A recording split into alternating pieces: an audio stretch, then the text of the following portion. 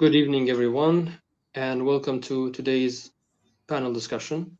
Today, we are hosting our 10th panel on social inclusion and participation of immigrants through media literacy. This event is part of a joint project held by Turkey Research Foundation in Istanbul and D+ Institute in Vienna. This is an Erasmus Plus project funded by European Union and Turkish National Agency. Today, our panel addresses political discourses on immigration, polarization, and its impact on immigrant experience. Today we have two guests. We will explore with them how political rhetoric influence integration, exclusion, and identity, and different aspects and dimensions of immigration and immigrant life.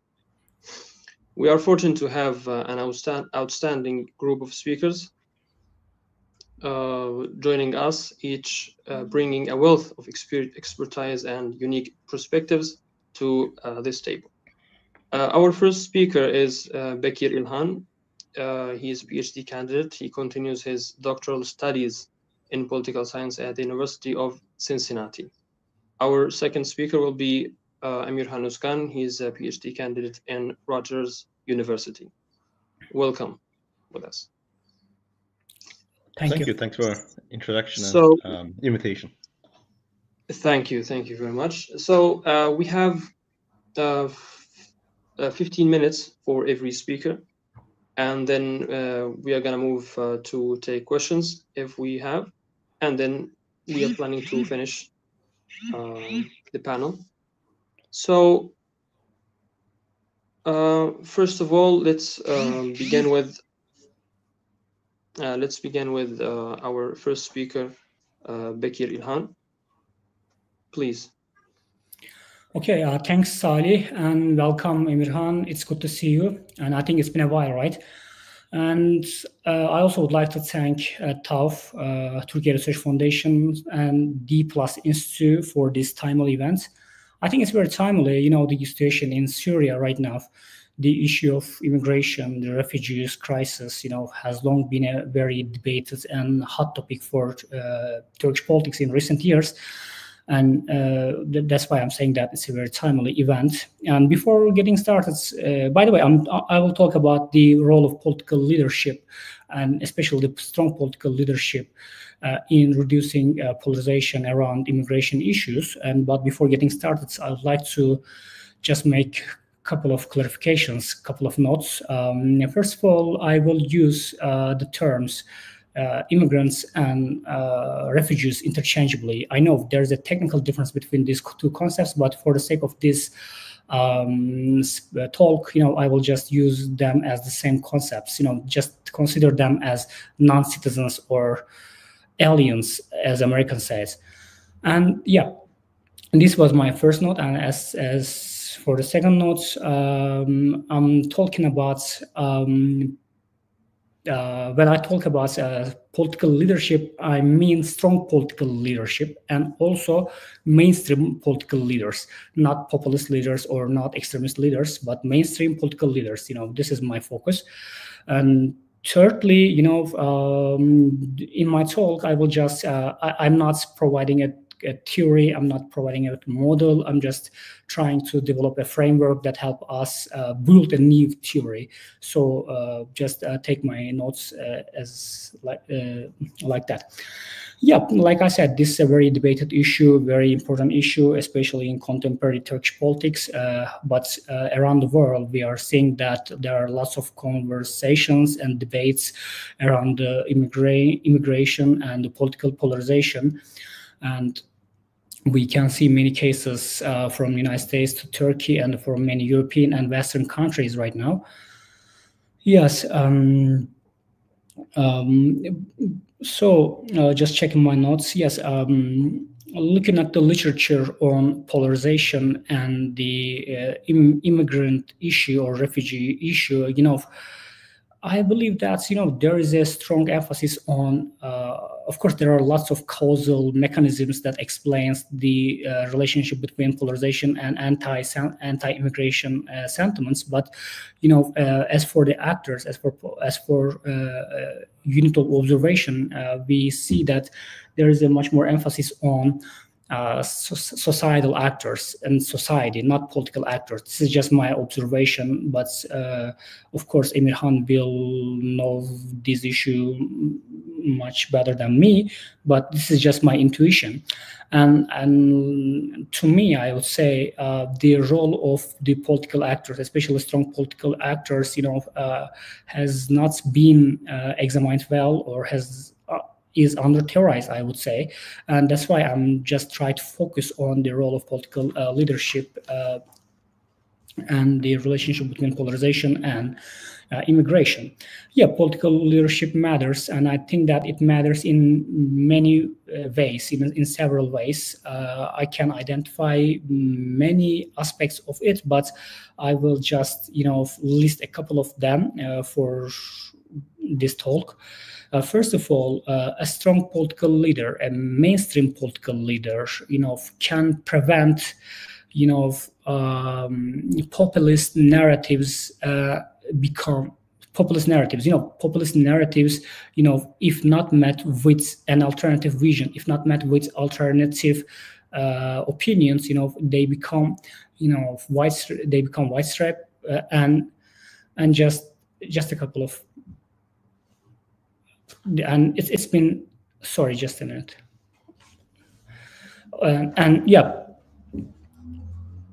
And as for the second part, I would say, strong political leaders can build strong and wide political coalitions, and political coalitions, is in a way is a sense of politics. And building such coalitions would prevent populists, to not to exploit the issue of immigration, because populists are often operating in a fragmented arena. A divided society is too beneficial for populists, and against these populist voices, or against these populist discourses, building strong coalitions is very important for mainstream actors in order to counter their narrative. And also, a strong political leader, can challenge, their extreme narratives. Populists, will try to exploit the very fault lines in a society. And of course, like I said, they like to, operate in a fragmented society, and they will try to, deepen these closures and these fault lines in a society. And strong political leaders, could counter or could challenge their voice or their policies, and then so these extreme ideas or these extreme anti-immigrant or anti-refugee sentiments, they just don't become widespread and become the dominant discourse. And these are the actually outcomes. And like I said, we can count many outcomes. And right now, I will just also talk about the mechanisms. Of course, these are the outcomes for a strong political leaders to prevent anti-immigrant policies and discourse in a society, in a politics. And but by what mechanism? Or we need to also explore the mechanisms that lies behind these outcomes. So here I also identified 3 mechanisms, and of course I believe that these 3 mechanisms, or these 3 sources of causation, will find their places in the current literature, probably like social identity theory or evolutionary psychology, or other kind of political and societal literature. But for now, I will just touch upon them. Like I said, there are just 3 of them that I identified. First is charisma. and second is trustworthiness, and the third is respect. Of course, these three are very interrelated, and combined together, these three factors affects political leaders' ability to produce such outcomes, the outcomes that I just mentioned about. So to begin with, charisma, like I said, I'm talking about strong political leaders in this issue, and strong political leaders often, comes with an amount of charisma. They are charismatic leaders oftentimes, and so being a charismatic leader means that you have enough credit. You have enough credit or lots of credits in the eyes of your electorate or your voters. And I would say, it provides a kind of legitimacy for you. And once such charismatic leaders, put strong preferences over an issue, what people, even if they don't believe the cause, even if they don't believe the issue, will likely follow the leader, because it's all about charisma, and there is no rationality here. It's just about a relationship between the political leader and his or her electorate. And charismatic leaders, are important actors in this sense, I would say. And also, like I said, charismatic leaders provides legitimacy. And then, yes, the other point is respect. For sure, such leaders are respected. And I think this kind of a psychological point of view. From a psychological point of view, we would say that, human minds, would take seriously what comes from a charismatic leader, a respected leader. And when, like I said, when such leaders, again, put a strong preference over an issue, they will be respected, I would say. And it's likely that the aforementioned outcomes will be there. And thirdly, I'm talking about trustworthiness. Of course, such a leader will be a trustworthy leader in the eyes of population, in the eyes of his or her electorate. And trustworthiness is about here uncertainty. Uncertainty is a big factor, is a big significant issue in politics, because it creates, again, from a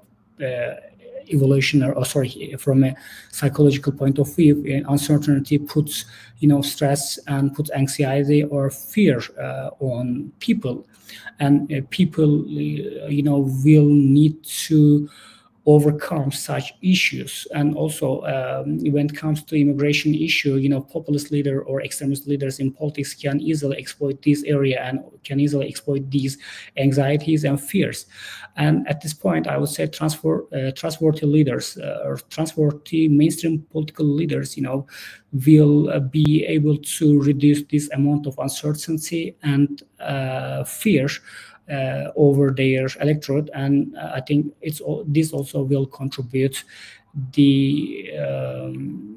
a very immigrant-friendly environment in politics, I would say.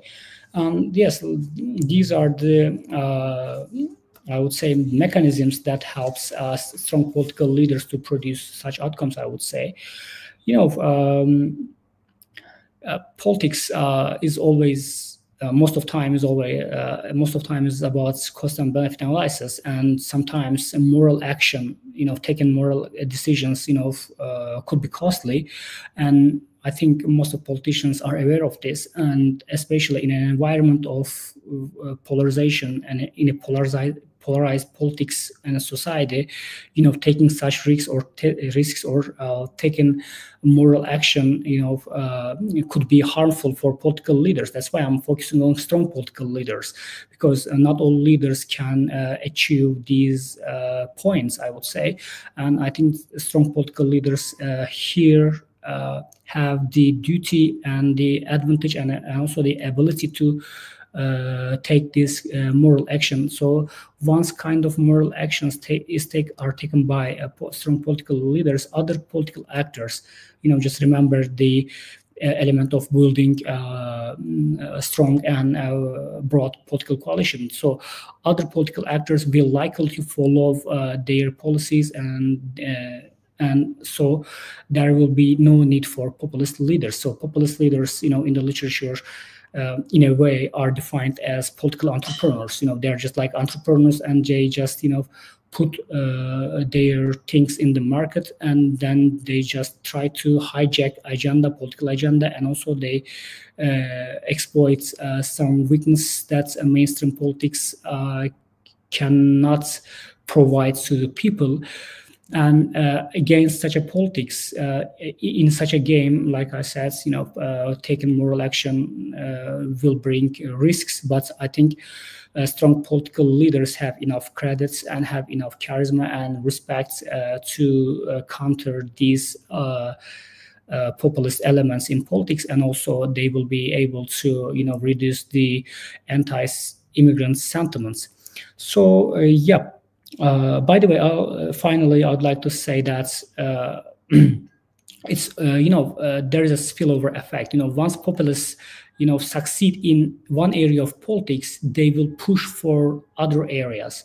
So it's kind of a spillover effect. So I think countering anti-immigrant or countering anti-refugee sentiments or discourses is very important, because once you push back populists in this area, they will be discouraged to pursue their agenda in other areas. So maybe in the short term, this is a risky decision, but in mid-term and long term, I would say countering such sentiments will help mainstream political actors to, counter populist leaders. And so, yeah, and that's all for me right now. And if there are other questions, I can respond. Yeah, thank you. Thank you. Thank you very much, Mr. Bakir. You have touched on very important aspects of immigration and immigrants' life. To summarize, Mr. Bakir addressed in general the outcomes of a strong leadership, especially mainstream leadership, not populist one, then moved to the main mechanisms, which he summarized in three main mechanisms: charisma, respect, and transformness. Then he touched on the threat of populism and populist leaders, their narratives and their politics, and the importance of encountering populist leaders and populist narratives to push them back to a different sphere. Thank you, Mr. Bakir, for this valuable contribution. Now we are moving to our second speaker, Mr. Emirhan Uskan. Okay, the mic is with you. All right. So Bekir raised really important points here, and I will some of the mechanisms he underlined. And I completely agree that the political actors are the real agents in driving all this discourse. But I will mostly expand on the underlying factors on how this essentially political marketing works.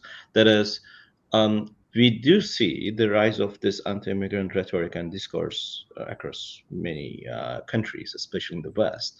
But this did not happen in a vacuum, right? So the main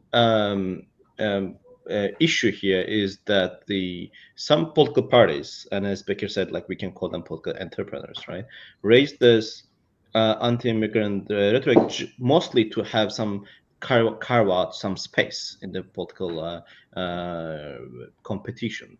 But this was mostly because all these countries were facing significant political and economic challenges at home.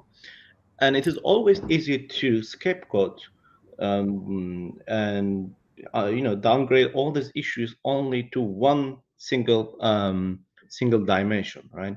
And that unfortunately turned out to be the immigrants. The two things are happening here, and I'd like to underline each. One is we use the term polarization here, right? But the polarization is sort of a catchphrase. I guess Medium Webster called the polarization like year of the word a couple of days ago, because it's being used in many contexts to imply different things. But I guess it will be important to differentiate two different branches here. One is ideological polarization, and the other is affective polarization. The ideological polarization is mostly about the gap between the political parties on the policy stances they have on a particular subject, right? In this case, it could be immigration, but in most cases, we do divide them over right-left spectrum or how authoritarian or democratic they are. So it could be in any issue, but the real question will be that how different they are in this particular policy issue. Initially, the immigrant sentiment was, of course, there was some sort of backlash when all this immigration wave began to arise in early 2010s. But there are few political parties who essentially try to capitalize on this immigration wave and essentially to sort of have their own political power and influence within their respective countries. They did not, right? I cannot underline this enough. They did not offer any concrete policy solution to economic problems, right? Rising inequality, all the deficiencies in the democratic deficiencies at their home, but rather just other cultural issues like some people felt alienated, right, culturally. They did not address these issues comprehensively. Instead, just point out the immigrants. At this point, the mainstream parties had the option, right, to essentially counterbalance all this incoming the populist backlash. But instead of trying to balance them, they unfortunately uh, essentially co-opted with them, right? In many cases, we see the mainstreaming of this extreme or fringe ideas in the mainstream political parties.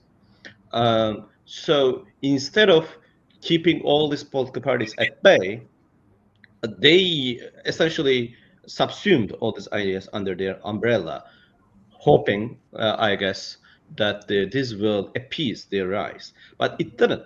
In fact, the result became sort of an ideological alignment on the extremes, and this led to a sort of acceptance of this extreme ideas within the mainstream political landscape, and that brought us to the all this increased anti-immigrant rhetoric and also policies, right? It's not just left within the rhetorical stage. It became policy in many respects. Like just after the Syrian um, uh, developments within the Syria, after the new regime uh, began to appear, right? It didn't even solidified. Nothing is on the nothing is solid yet, but still many countries were in the line to send quote unquote back all these refugees back to Syria because that's the number one policy that they all agreed on, right? That's by day, I mean some mainstream parties and all these extreme populist parties. So this polarization so is not happening in ideological level, right? But it's rather happening in affective level, and which brings me to my second point.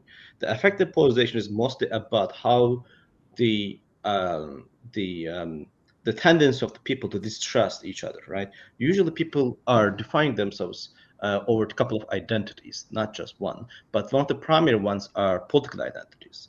In many contexts, people do not just define themselves as over their ethnicity or religion, but also within political competition, the political party they support become part of their also identity, right?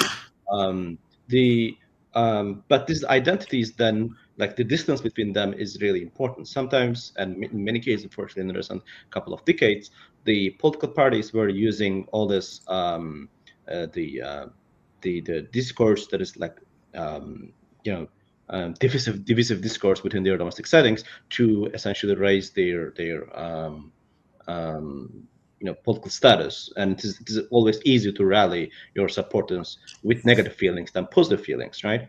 So this was happening together with this ideological alignment, because the distinction between all these political parties were not simply the ideological differences, but mostly the emotional differences they felt at home, right?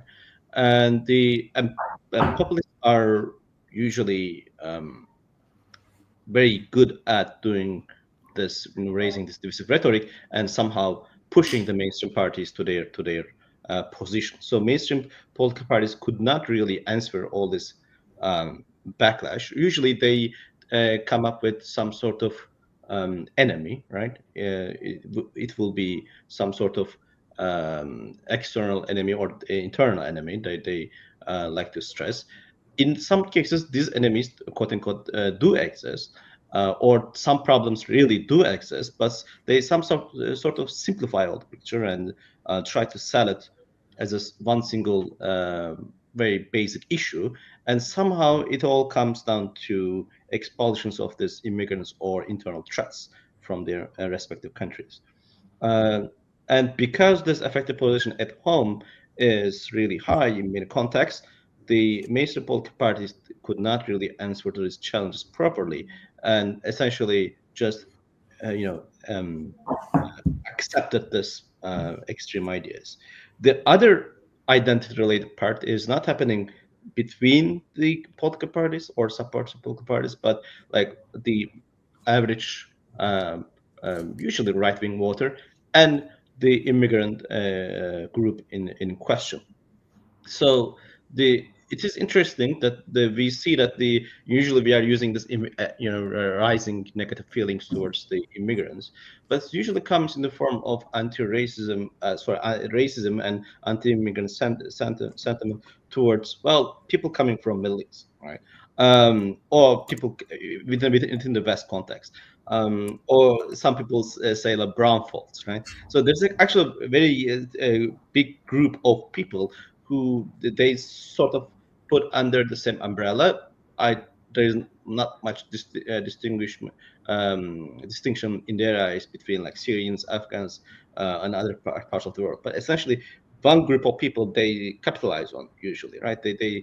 But we see similar immigration wave happen just after the conflict erupted in Ukraine, and we do not see similar rhetoric towards them. I'm not saying that that should be, but we see that they are the most of the time this political party is choosing to whom against to rally all these feelings, right?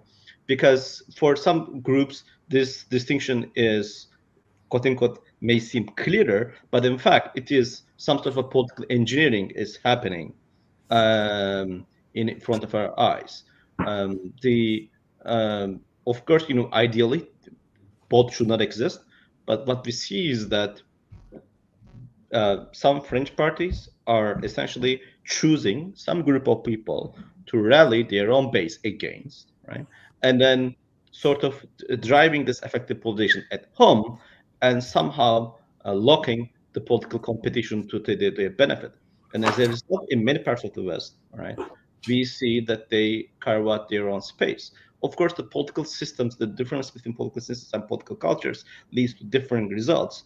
Um, Usually they couldn't grab the political power as much as they hoped, because at most they get like 30% of the vote, but it is still enough to kind of steer the general discourse on the immigration and steer the general discourse on the cultural related issues, and they somehow managed to kind of make their own points mainstream. And this happened the so I think there are two ways to read this. One is it is their success, right? The fringe party's success, but also it is also the inability of the mainstream political parties. It is kind of corollary to Becker's point, that is the leadership. The many mainstream political parties could not really demonstrate this leadership at home, and that is the result we have today. That this mainstream political party becoming the kind of anti-immigrant sentiments becoming the mainstream policy choice in many parts of the world. So yeah, these are the main points that I think I will bring in, and I'll be happy to expand based on any feedback or questions we have.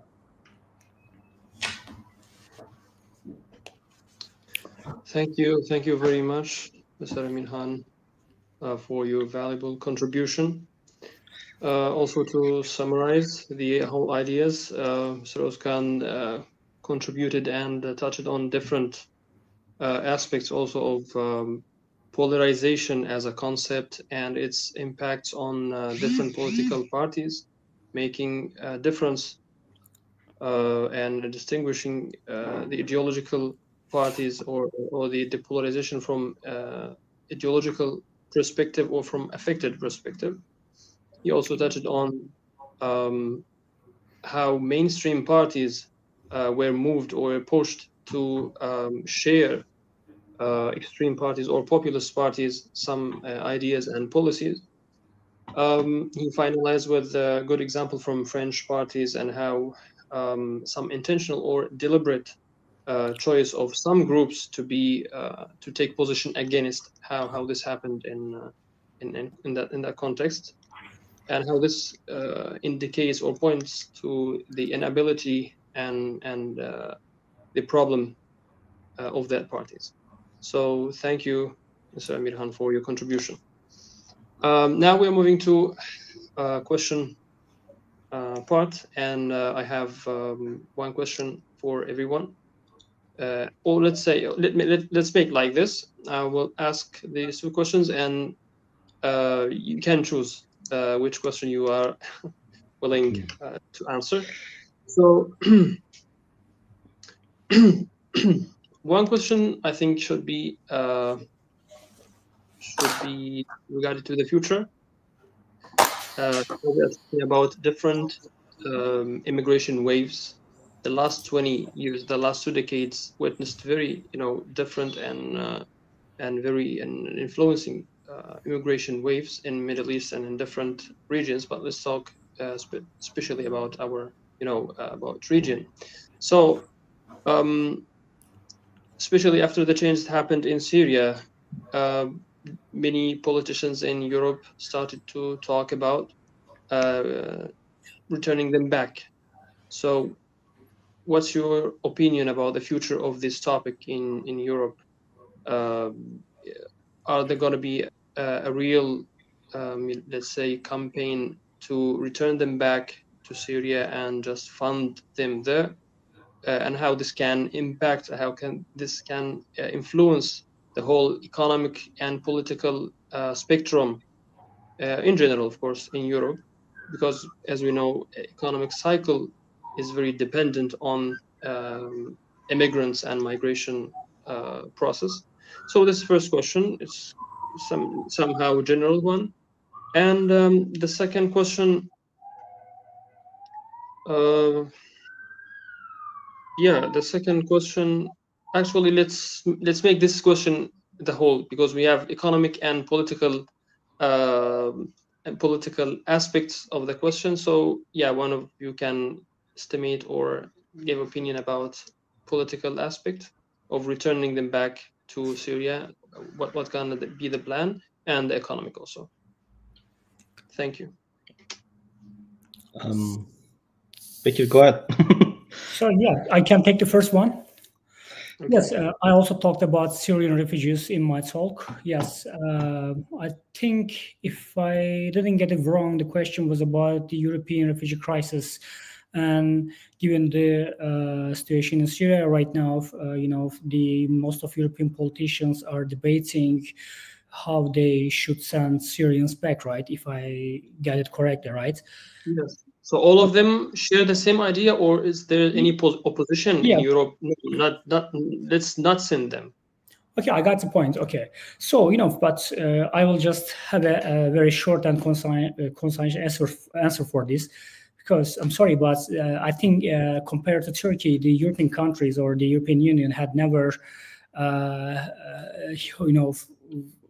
a serious refugee crisis, I would say. Of course, Turkey, as far as I know, is the leading. I think it's the first. I think it's the number one host country in the world, right? In terms of hosting the refugees, because there are currently millions of Syrian refugees are living in Turkey right now. And I think compared to Turkey, the European countries had never, such a big issue. And I think they often exhibit, they often, put much emphasis on this, and also they, during the process, they didn't demonstrate strong political leadership on this. So I think this also proves my point. I talk about a strong political leadership, and looking at the refugee crisis beginning in 2015, no real European leader, I would say, took a moral action, or took a courageous action against the populist voice in Europe regarding the immigration. So the cost has always been upon the Turkey, and that's why I'm saying that. And Turkey, compared to the European Union countries, had a real refugee crisis. But right now, the things are changing right now. In Syria, right now, there's a new government with Assad gone, and the refugees are going back. So I would say Turkey, at this point, has a very clear position, and also it has a very advantageous position, both politically and economically, in Syria. And I think given the fact that the rise of the populist parties, or rise of the populist voices in Europe, the European mainstream political leadership failed in managing the Syrian crisis, the refugee crisis in general, and also since they lost this game in one area against the populist leaders, they just keep losing, and they just keep losing ground. Now, looking at the last parliamentary elections in Europe, the EU Parliament election, just see how marginal populist or right-wing and left-wing populist parties, see just how they performed. And I would say, since they didn't demonstrate a strong political leadership, they are just paying the cost right now. Thank you. So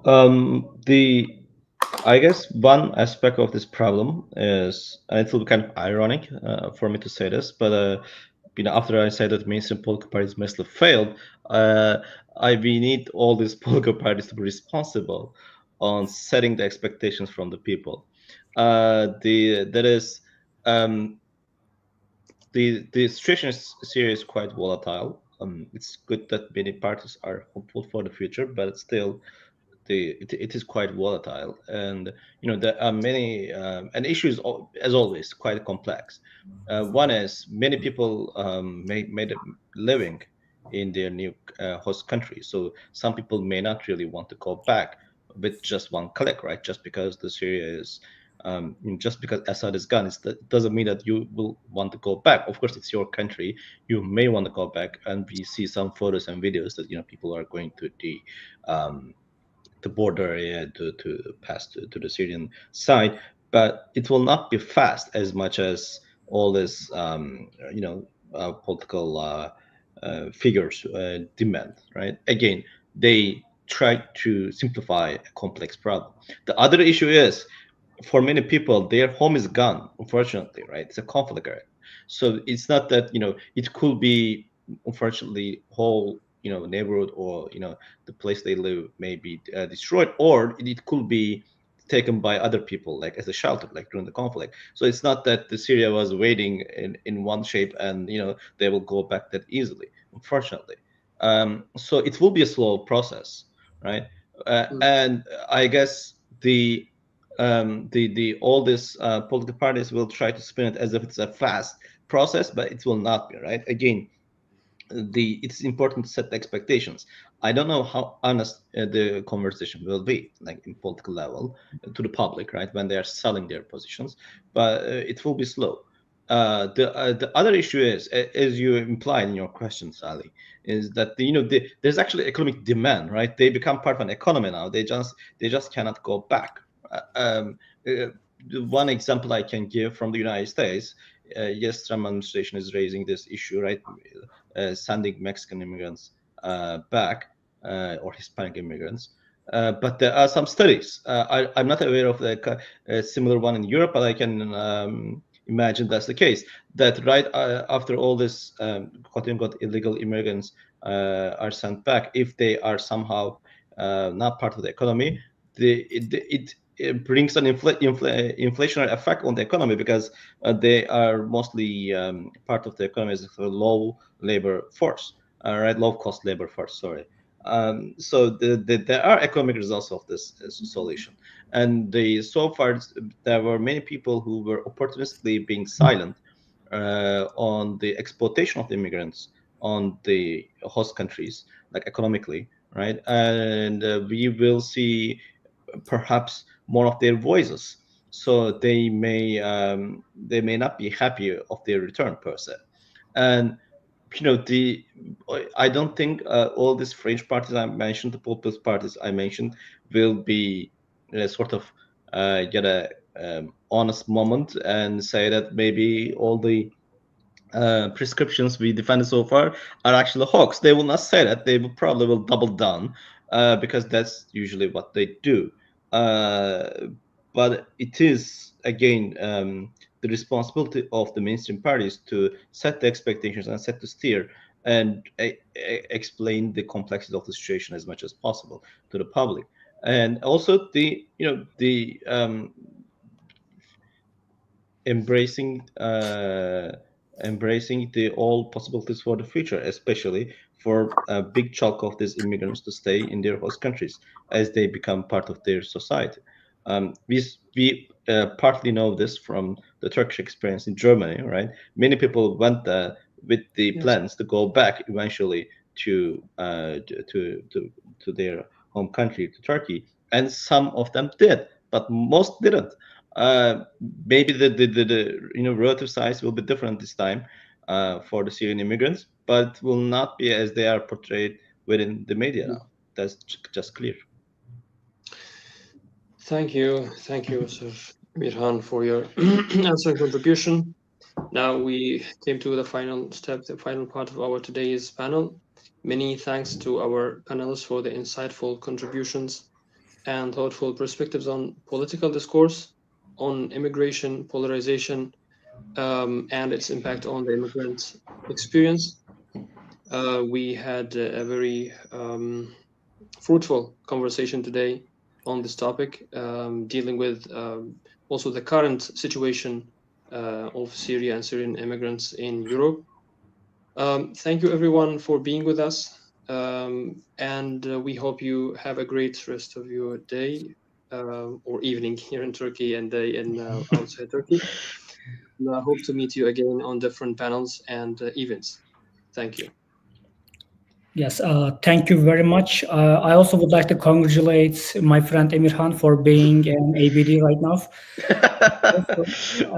Yes, I would say just follow and keep in touch with us, tough, and you're gonna see many panels and many other insightful events like this.